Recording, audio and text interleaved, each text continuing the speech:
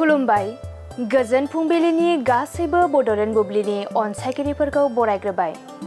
दिनै 4 मे सनिबारनि फानजामुथिखौ फरायथिनो लादों आं उदांस्रि मोसाहारिया। फानजामुथिनि गिबियाव दं मेष राशि। गोसोनि साननाय हनायफोरा जाफुंसारनो हागौ। रंजा खुसियैनो साना बारलांनो हागौ। मोजां सान। बृष राशि। गोदान रादाय खानो हागौ। न'खराव खुसि फैगोन। मोजां सान।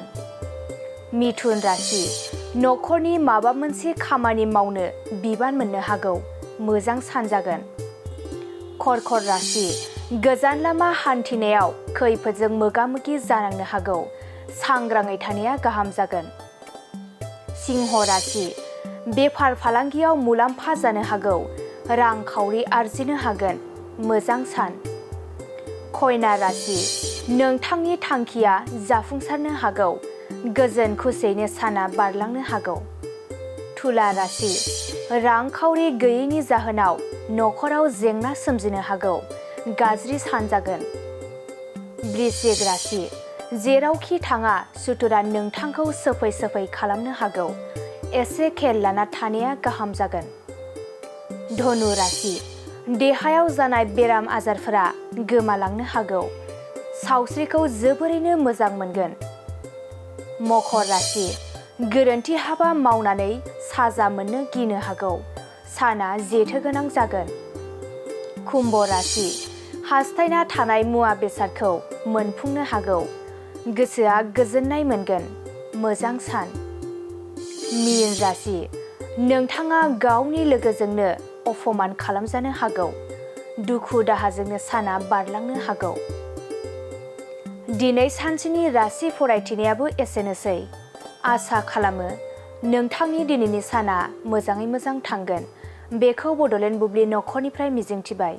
गोजोन्थों। मोनसे गोजोनथाव खौरां। नोंथाङा नोंथांनि न'खौ समायना रमायना जोंख्लाब माख्लाब खालामनो गोसो दं नामा?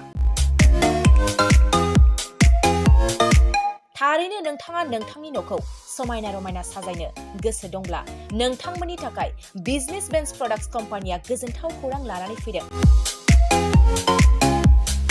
गोदान बोसोर रंजालि बैसागु फोरबोजों लोब्बा लाखिनानै बेन्स प्रडाक्ट्स कम्पानिया नोंथांमोननि थाखाय अफार होनाय जादों।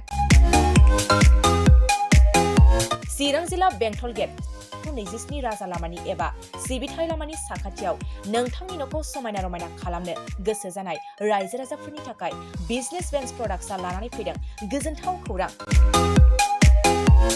पलिग्रेनाइट, WPC एबा PVC, wooden flooring, wallpaper, steel roofing, soffit ceiling बायदि गाबनि न' साजायग्रा खम बेसेनावनो नोंथांमोना बायनानै लांफैनो हागोन।